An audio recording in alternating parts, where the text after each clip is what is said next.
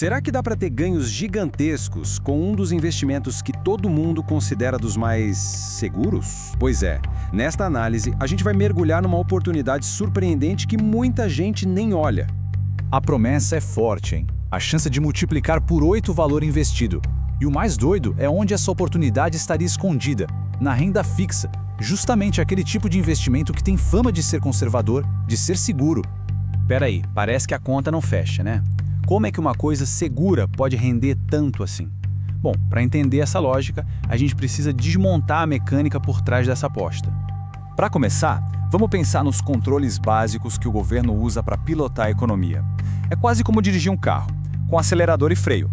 A principal ferramenta nessa pilotagem é a famosa taxa Selic. Pensa nela como o controle mestre, que define o preço do dinheiro no país. Sabe o juro do cartão de crédito, do financiamento da casa? Todo, de uma forma ou de outra, começa na Selic. E para essa ideia ficar ainda mais clara, vamos usar uma analogia bem simples.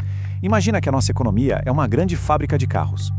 Então, a fábrica está lá, a todo vapor, quase no limite da capacidade. O que os donos podem fazer? Eles podem investir para aumentar a fábrica ou podem simplesmente aumentar o preço dos carros. Para evitar que todo mundo só suba os preços, o Banco Central entra em cena e, pisa no freio. Ele sobe os juros para dar uma esfriada no consumo e segurar a inflação. E existe um número que seria o ponto morto desse carro, a taxa de 9%.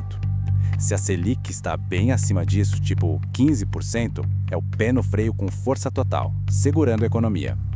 Agora, se ela está bem abaixo, lá pelos 2%, aí é pé na tábua, acelerando tudo. E isso tudo leva a gente para a pergunta de $1 trilhão, né? Afinal, por que o Brasil precisa viver com o pé no freio?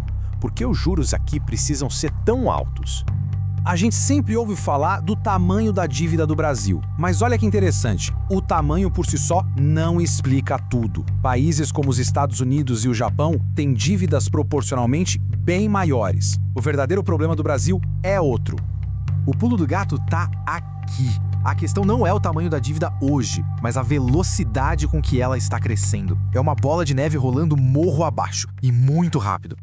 Para visualizar, vamos comparar duas pessoas. A pessoa A deve R$75 mil, mas com juros absurdos de 20% ao ano.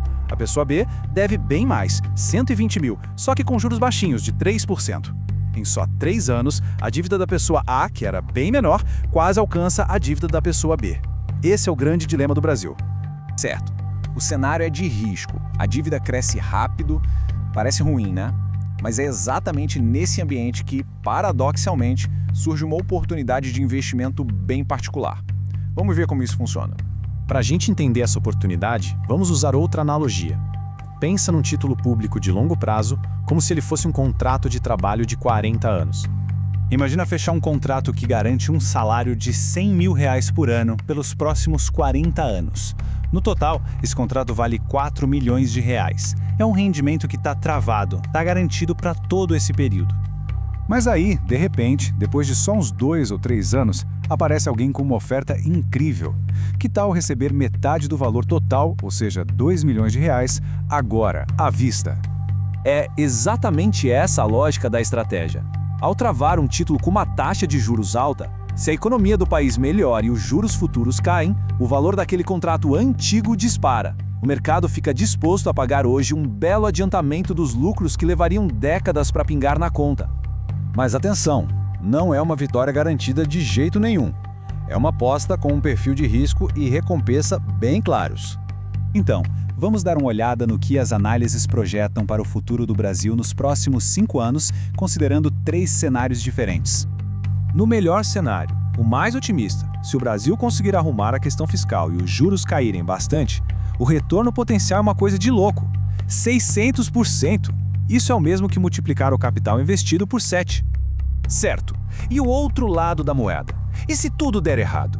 No pior cenário, se os problemas fiscais se aprofundarem e os juros tiverem que subir ainda mais, a perda potencial nesse mesmo período de 5 anos seria limitada a cerca de 22%.